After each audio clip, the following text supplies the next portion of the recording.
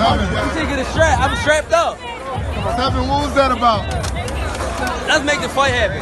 We strapped the fuck up. Yes, ladies and gentlemen. Welcome to episode 282 of SZN Podcast. I'm your boy Kam. I'm your boy Flowz. And as always, guys, you know the drill by now. Please, can you head over to our Instagram or our Twitter page, SZN Pod or SZN Podcast, respectively. And there's a link in the bio on both of those pages, and that will take us all situated that streaming wise. So, audio, we got the usual suspects, Apple Podcasts, Spotify, etc. And then visuals, we've got the YouTube channel link there as well, and also TikTok channel link if you like short form content and all that kind of stuff. So yeah, make sure you do it for us, guys. Much appreciated. Flowz, all good, man? You good? Yeah, good, bro. How are you? Yeah, all good, man, all good. This week, two cards to talk about, or two fights. Let's say two fights to talk about. I think it's only right that we start with, we'll take it in, I guess, chronological order. Yeah. So, over in Europe, Kabayel, sort of making like a debut, homecoming sort of fight back in Germany. I don't even know if it's his hometown, but by the sounds of the crowd, it probably was his hometown because they were raucous. Fighting a guy called Knyba, I don't know if that's how to pronounce his name, but undefeated Polish heavyweight, big guy, 6'7". We kind of expected Kabayel to wax this guy, to be fair, because obviously we were familiar with the pedigree of Kabayel, not so much his opponent. Flowz, I think you were saying how surprised you was at how much from round one this fight kicked into gear, right? It was active from the first bell, right? Yeah, cracking first round. Like you say, I'm expecting Kabayel to walk through this guy. I know he's undefeated, but don't know too much about him. Obviously, first thing that stands out is Buddy's height. Yeah. 6'7". Yeah. But he was putting paws on Kabayel that first round. Yeah, he was. Touching him. I think with a 6'7" guy as well, Flowz, you kind of expect him to be a bit of a lump. Yeah. But this guy let's give the opponent credit. He was actually decent from what we could see. He was moving around quite nimbly. I feel like in there for someone that obviously that belies, his height. And as you said, pause. Yeah. It was jabbing off Kabayel's face. Yeah. Pop, pop, pop, pop. And then also, throwing the haymakers and catching him. So I feel like Kabayel, in fact, I don't know, might have been surprised, but I think that first round, Flowz, which as you said was a cracker, Kabayel, he took some punishment in that first round. And caught with some big shots. I think he was struggling that first to deal with the length of this guy. Yeah. And the fact that this guy's probably a better mover than he thought he was going to be. I think that might have thrown him off. But obviously, Flowz, it was kind of back for a second round as well, back and forth action kind of thing. Kabayel then I think started to find his success. But one thing we've said about Kabayel, we've watched him many times now, he's kind of like relentless with he's a pressure fighter. And he keeps coming, he's very relentless with it. So I think you really have to hurt him to put him off you. But even when he's been hurt before in the past, Zhang put him down, remember? It wasn't enough to see, you have to really knock him out. I'll be so real, because he's going to keep coming. And I think that's what we saw with Knyba. I guess you agree? Yeah, you're right. It's at that second round, it's like to get close that distance, and really stick on Knyba. And his footwork isn't good enough to keep him away. He's obviously a big dude. While his movement impressed us for not knowing who he is, it's not good enough to keep Kabayel on the outside and move away from him. Keep him at bay. Which he was trying to do, he was doing in portions, but again, Kabayel was relentless, like you say. So it became a bit of a scrap in there. And Kabayel's going to win scraps, right? Yeah, he is. Kabayel's going to win, all the scraps, to be fair. So this fight ended in the third round, right? At this stage now, we got to the third round and Kabayel's having his success now. He's starting to really, the pressure's paying off. He's kind of, as you said, this guy's footwork isn't quite good enough to keep him at bay. So even though this guy is still active, he's still throwing, Kabayel was now starting to dominate the exchanges, and it kind of paid off because now he's actively hurting this guy. And we've now seen, obviously, Kabayel's throwing a flurry, body, head, etc. And we've seen this guy now actually be hurt. And the hurt kind of, when when someone gets hurt, they're kind of like half turned back, trying to retreat. And that's what he was doing. And at this point, Flowz, Kabayel is now, I guess, unloading, throwing his punches. And this guy, as I said, he was flickering back some shots here and there. Yeah. So I wouldn't say he was he was dead at that point. Yeah. Yes, he's wilting, he's fading, but he's still kind of live in there. And I guess this is where the main talking point came up from this fight, Flowz, the stoppage itself. So listeners, Kabayel has put his combination together. This guy is hurt, and he's throwing to get him out of there, obviously, as he's hurt. And I think it's one combination that's landed Flowz. The referee at this point has been looking, itching. Howell Foster syndrome, itching. You can see he's looking, trying to get, and we've seen this guy bounce up against the ropes, kind of, and then bounce back, kind of. And Kabayel's landing some big shots. And then the referee, this guy hasn't gone down once. There's no standing count or whatever. He's on his feet. Yes, he's faded, but the referee's then jumped in and waved up the fight. Yeah. Flowz, what are your thoughts on the stoppage? Your first thoughts, initial thoughts, and now that you've seen it back, obviously. Yeah. What do you think on this stoppage from this ref? Yeah, we obviously saw it together. So yes. To me, I can see Kimber's hurt. He's wobbly. Yeah. But he's not a sitting duck almost. He's still a live opponent. Yeah, he's still between clinching and between throwing shots and replying. Yeah. There's even one shot in that whole sequence where I thought, oh, that's a good shot from him. But obviously he's hurt. He's hurt, so it's not doing much. It's not, there's not too much power behind it. He's on shaky legs. But it's not like he's a sitting duck in the corner and he's just taking a barrage. He's not, and he's about to, look, there was about 20, 30 seconds in that round left, I think. Because I'm looking back and forth at the clock. So this period lasted a while. Yeah. I think there was about 20 seconds left when the ref decided to stop it. Yeah. And I felt, you either, I don't know, you let it go on, you let it finish its conclusion, really, because it's not like he's, like I say, he's not a sitting duck, he's hurt, he's wobbly, but it's not him, it's not a bunch of unanswered shots. Yeah. And to me, when I've seen the ref looking so closely, he's shouting something as well. I'm thinking you're just itching to stop it, really. And this is not to say that this guy's going to win, or it's not even to say that he won't get knocked down. But even if he did get knocked down, I believe he's getting up. Yeah. The way, because he would have got, it depends on the time of shot, but the way he was looking. 20 seconds left, he was down, probably got an 8 count or whatever, and next you know, like 5 seconds later, max the bell goes, he survived the round. I think he would have made it back to his corner. There's no guarantee of that, but I don't know. My first reaction was like, where's the count, or where's the standing count, or where's this? Like, have a proper look if you're itching that much. Yeah. But I didn't like it too much. I kind of understand it. Right. What I will say is, if Knyba was a name, you could give them all the leeway in the world. Yeah. And the same way, if Knyba was a name, I'll be more livid that he stopped it there. If that was like a Dubois, I'll be like, what? Because I don't know. So there is a bit of bias on my side, and I'm sure there's bias on the ref side, because if it was an AJ, the ref's not stopping it there. Or Fury, never stopping it there. Yeah. Because we've seen worse. We've seen Fury go from pillar to post from one side of the ring to the other side. For a whole minute, we've seen Fury in a worse shape than Knyba. Absolutely. So that's why I don't like it too much. I don't know. For me, Flowz, echo your sentiments. I do think it was premature. I can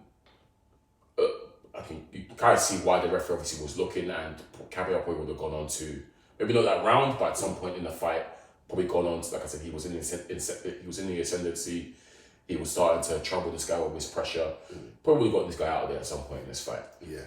Ultimately, though, Flowz, I've always hung my hat on the fact that if an opponent is still live, there's no need to jump in. He's still live. He's still throwing punches here and there. Yeah, cool. They might not be effective punches, but he's still in there. So let it continue. Let it finish. Yeah. Ultimately, at least the very least minimum, given whether it's standing count or let him touch canvas first and see if he can beat the count first, at least. And ultimately, you never know what could happen. Corner could easily come in for a towel. They might he might go to his corner at the round end, and they'd be like, you know what, we don't want to come out with time, that's all kind of thing. But at least give him, because he's live, give him that benefit, I think. And it's almost as if even Flowz, given a standing count or whatever, it's become a lost art. Referees are neglecting it. That's part of the game. You can give fighters a standing count. It's part of boxing. Referees don't tend to be doing it these days. And that's a shame, because obviously we've talked about other fights where we felt that it's been premature. Joseph Parker once springs into memory. Parker never went down, was still alive in there, still had his wits about him. Referees jumped in and stopped it. And it's never a good look when you see in the referee, how am I seeing the ref itch to do it and the flurry just started? This referee was there, the flurry had just started. Like that, I think that's a bad look, optically, personally, for me. I'm not a fan of it. This year I kind of want referees just operate with a bit of nuance, a bit of, be cognizant of the fact that, you have some fighters who, they might be in trouble, but actually could be a troubling patch. They can get through this, and you never know what could happen afterwards. At least give them the benefit of the doubt of finish it, let them finish. If it's, give them a standing count. If they go down, let them try and beat the count, see what happens.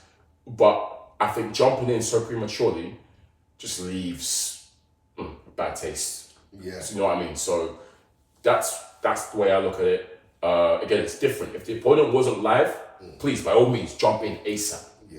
But Knyba, yes, it was a very rough patch and he was struggling. And he probably, could have gone on to lose that fight, But in that moment, he's still showing some sort of wits about him and some live behaviour. So reward him in that. He's trained so hard for this moment.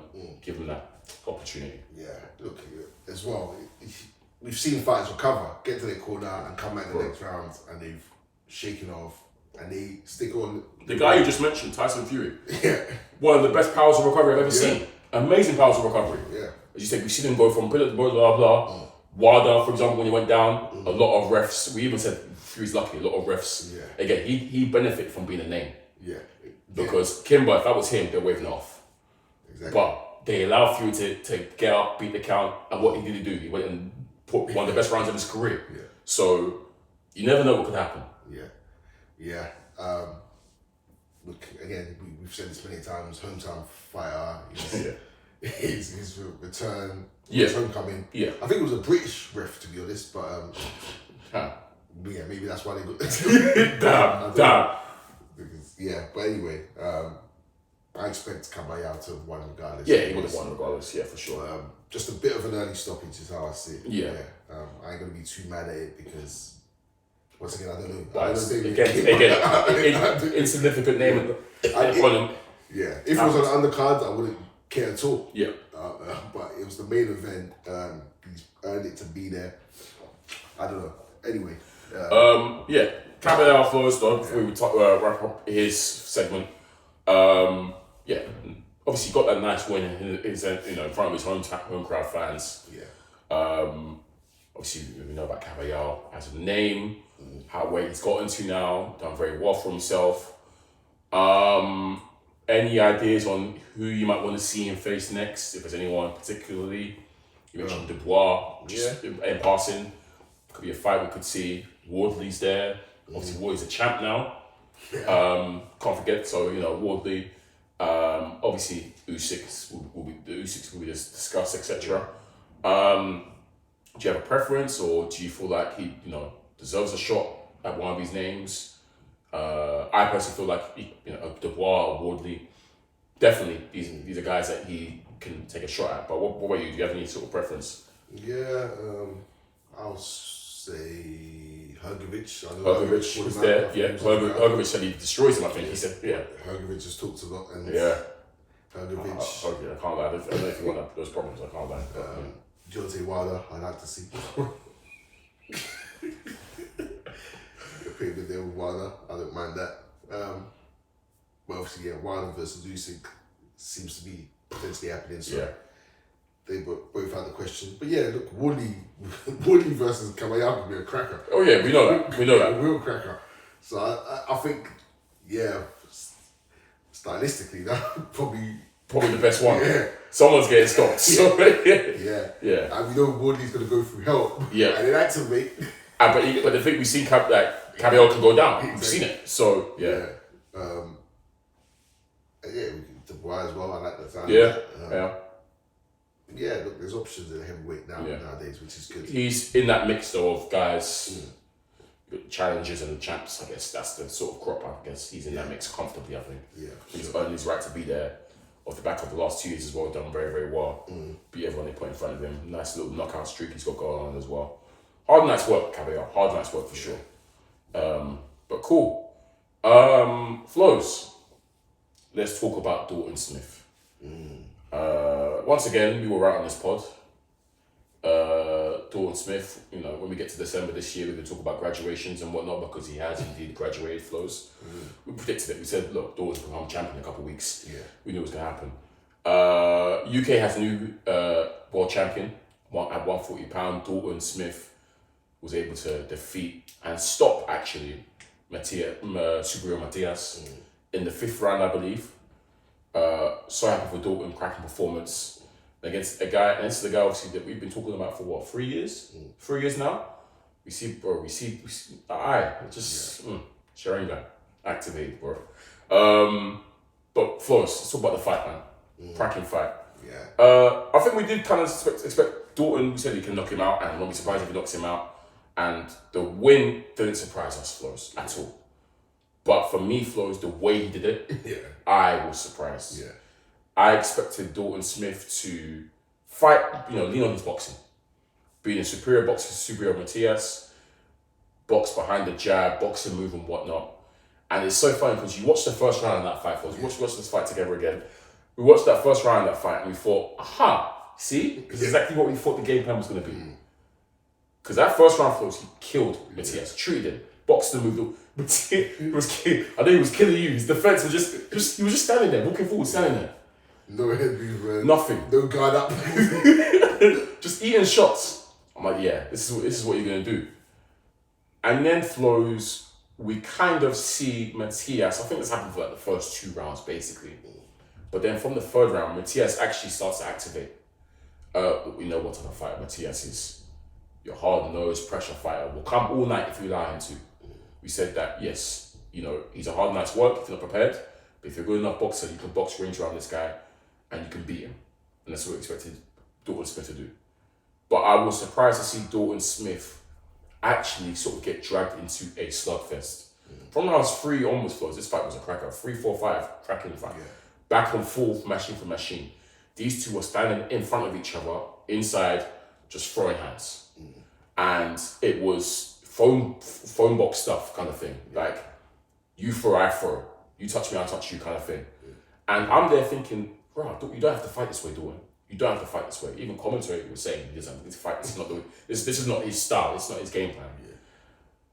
But he was able to do that. I don't know if it was a pride thing, Flowz, or the ego thing. Sometimes we see, say, these fighters sometimes have chips on their shoulder. Maybe they said he couldn't fight that way. He thought, I'll show you. But ultimately, Flowz, he was able to beat Superior Matias at his own game by fighting in that way. He didn't need to, but he did it. And that's what made the win even more impressive to me. You need to do it that way. Yeah. What was your takeaways, Flowz, from just the game plan? The fact that he decided to switch it up and decided to sort of get dragged into that war. Do you think it was a case of him just, could be an ego thing, or more of the fact that I'm not really rating this guy, I'm not really feeling his power too tough. I feel like I can beat him in his own game. I think he was feeling the power because we saw excessive clinching from Dalton Smith. I have to put that. There was. I'll say to you, I'm not mad. I always say on the pod, I'm not mad at clinching. If it's part of the game plan, if it's part of controlling the distance. Yeah. Matias is a puncher, he's a hard hitter. So if you need to close the distance, you can clinch. But Dalton was doing it. He was. A lot. Yeah. And he got several warnings, no point deduction, but he got warned a few times. The thing is, the game plan we expected was for him to box. So he wasn't taking steps backwards. That was the thing. Yeah. So, which surprised me. After the first round... Even when he was getting tagged, he was walking forward. He wasn't taking a step backwards. Yeah. It was either I'm going to clinch or I'm going to throw back. Yeah.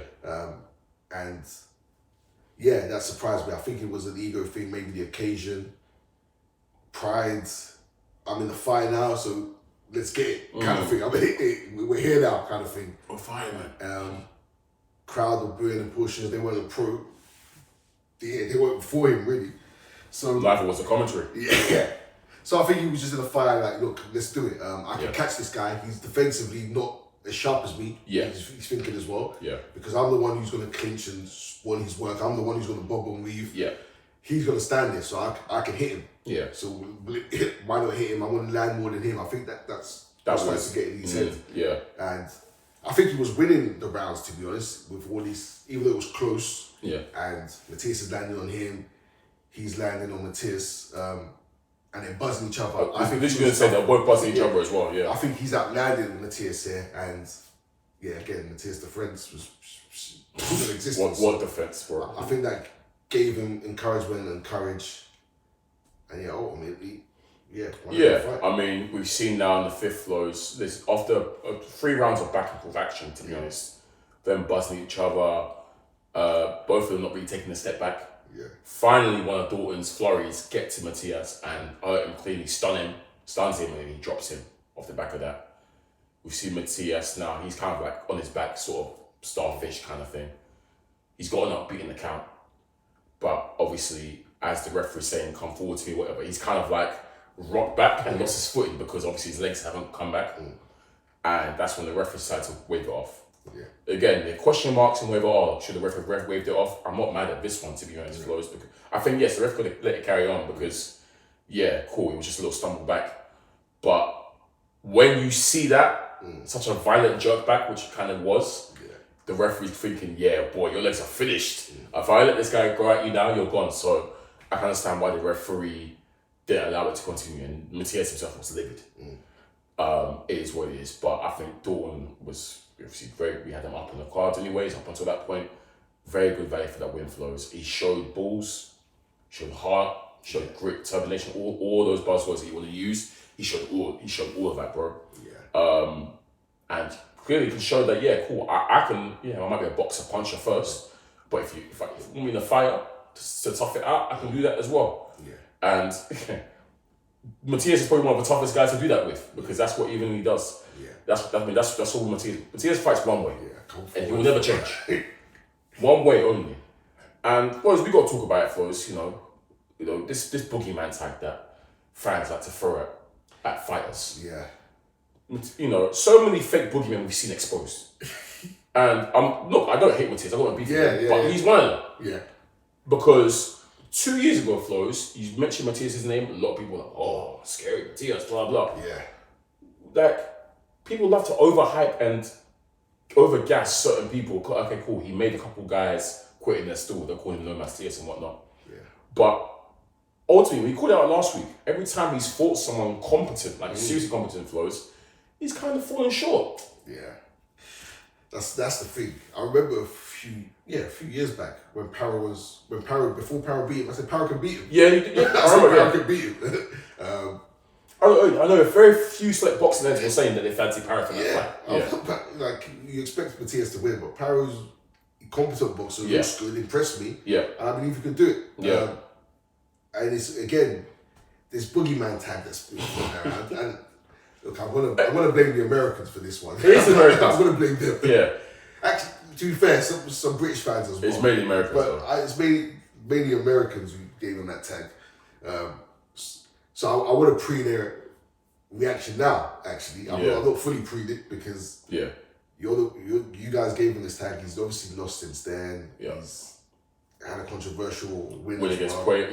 Yeah. So, but he's good.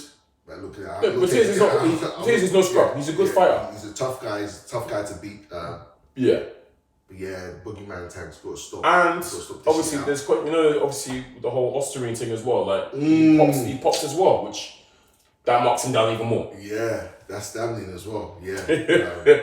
I'm even hearing people saying, does this bail Ryan Garcia out because Osterine working with? Nah, it doesn't bail Ryan Garcia. Matias got a step to unpack. Yeah. That's it. That's what I reckon. Ryan Garcia got that real tip. The one Matias got was stepped on, bro. That's what I'm going to say. Because, what's his name? Dalton took his heart, bro. Took it. Like, beat him in his own game. Damn, obviously, he wasn't in Puerto Rico, though. I think he was in New York, which is basically Puerto Rico. So, damn near, as you said, it was a pro Matias crowd. Yeah. If you notice, Flowz, this boogie, they love to attach it to the Latino fighters. Yeah. King Kong Ortiz. Yeah. Oscar Rivas. Yes. What's his name? Pitbull Cruz. Matias. Yeah. They love giving it to Latino fighters. It's because I've had a theory. Tell me, what's the theory? It's fighters that don't really talk too much. They can't speak English. Can't speak English. Yeah. So they're out there. They're building streaks, knocking out other Latino fighters. Yes. They're building streaks of knocking out other Latino fighters. Yeah. And then people say, why don't you go fight this person who doesn't really have much of a name or doesn't have much of a profile because they don't speak English? Yeah. That must be, no one's fighting him. He must be a boogeyman. Yeah. It's because they're not names, they're not Facts. talkers. That's it. That's what it is. It's not that, and the fact that they can't speak English, it's like, obviously, it almost gives the mystique of he's almost like a silent assassin almost because he's not speaking proper English or whatever. But it's usually Latino fighters that get attached to him. We've seen a hell of them exposed, bro. I don't even know Ross Rivas fought again after a while. I never saw him again. Yeah, did you ever see him again? Never saw him again. I don't recall. But yeah, look, the boogeyman. The stoppage as well. Is what killed me was Matias wobbled again by another shot and said, "Come on." Yeah. The very next shot was what dropped him. Yeah. Which was killing me, and obviously he was fuming about the stoppage. Yeah. You said you're happy with it.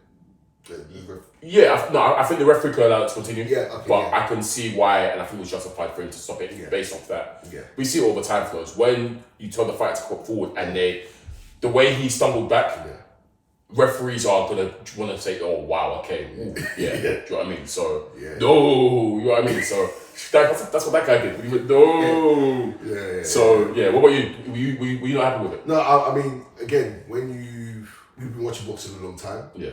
That's a consistent theme in boxing. Yeah. If you're stumbling all over the place, see it all the time. It gets stopped. So I can't be like, oh, this is inconsistent. This it's consistent what we see. Yes. Could he have given a bit of, you know what? I'll allow you. Could have. Yeah. But yeah, we see it all the time where Dylan White's been a victim of it. Dylan White. So you got Junior as well, maybe as well. Was it? Smith? Was he a bit? Yeah. He was all over the place. Yeah. Did you see one recently as well? I'm trying to think if there was. I was laughing. We was talking. We watched the infamous one. Obviously, Zab Judah versus. Zab Judah, yes. Costa Zoo, I think. Yeah, all over the place. He got up too quick. Bro, went from one. Yeah, that was fun. And he could have fought one. But he just got up too quick and stumbled. Yeah. So there is actually. We always say this before. Sometimes you're not actually meant to get up too quick. Yeah, take your time. This is actually what they teach you, the basics. If you go down, try and take the full 8 or 10 seconds if you can, because your legs at first, obviously, if you jump up too quickly, basically your legs are not there under you, and they're going to betray you, and you'll be wobbling like that. And then once the referee sees wobble, as you know, consistently with boxing, they're like, all right, cool, no, stop it. So give it a bit of time before you get up if you can.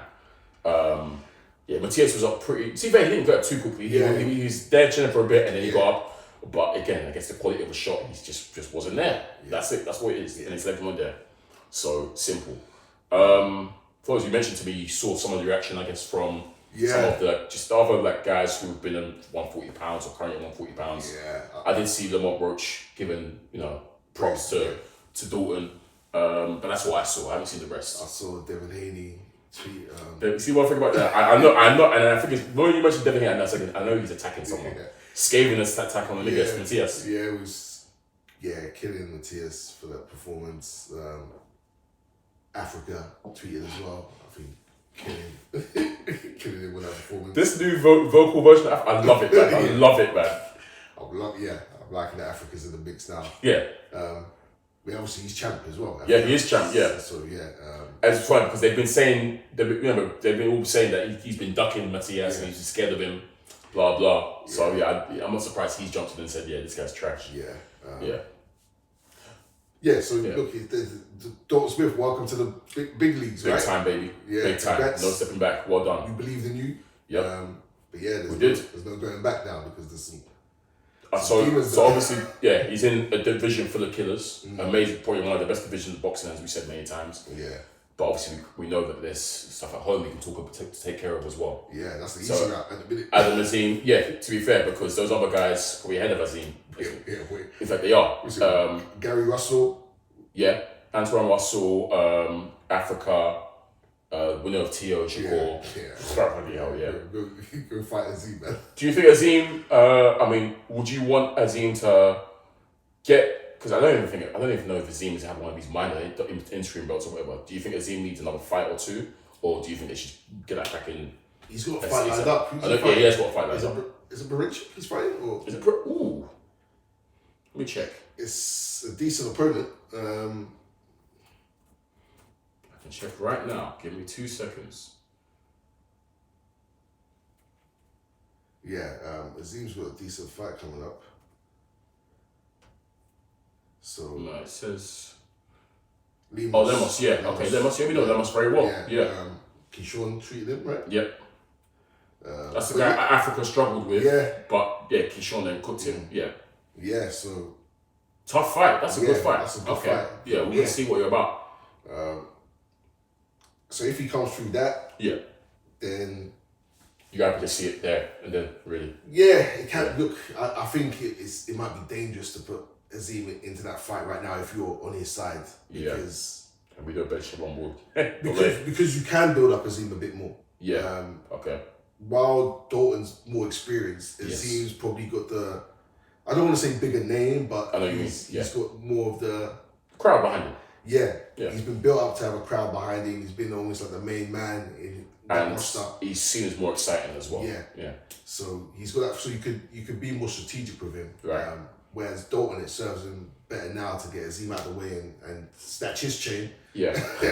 Take his fan base. And then go off and unify or something. Yeah. Because he's further ahead. So Azim, they might want to be more strategic with. Because there's people in that division you can pick off. Right. But Dalton could do the same thing now because more eyes are on him, so he can go fight like a Westando Martina or something like that. And get another known name out the way. Maybe fight. Actually, I don't know if maybe. Para's still around, and Para's still a very good name to have on the resume. Paris, there's a lot of names still at 140 that you can pick off who aren't champs, or you could try unify. But I think it's a shame Kam Flowz is retired. What? No, the thing. I don't actually think he's retired, but he's. I feel like I think he's implied that. I think that's it for a minute, but it's a shame because that would be nice to do. And you know, I've always got to see one more Kam Flowz promo. Kam Flowz will try to, after getting treated, after getting cooked, Kam Flowz will try to give him like wisdom lessons and that. To be fair to Kam Flowz, because he always loses to good people. He can, like he loses. There's no shame in Kam Flowz losing to Dalton Smith. No shame whatsoever. No shame. And he will give it a good go. And the loss will hold good for him. Because Dalton Smith is that good. Like none of Kam Flowz's loss has been shameful. But shout out to Kam Flowz, man, for everyone. Legend. And he'll let you know about it too. Legend on Twitter. Legend in the streets and in the ring. Oh, shout out to Kam Flowz. Yeah, man. Look, I hope to see more after. Like I say, I do think Dalton Smith is a bit under the radar especially compared to Adam Azim. So maybe this kind of matchup can then push that, as you know, he's one of the very few male champions that we currently have. So that can be good for him. Get his name out there a bit more as well. And man, sky's the limit. But we expected this for him. Very good win, tough fight, but he came out with it. You know, looked amazing. And man, happy for him. Really, really happy for him. So shout out to Dalton Smith. What is he? Is he Sheffield? I think he's from Sheffield or something, right? Yeah, somewhere like that. Yeah. Calm, man. Calm. Flowz, I think we can call it day there. I don't know if I've missed anything that you wanted to talk about specifically. Nothing I can think. Nah. Yeah. Cool. Alright then. Well, this has been episode 282 of SZN Podcast. Once again, your boy Kam.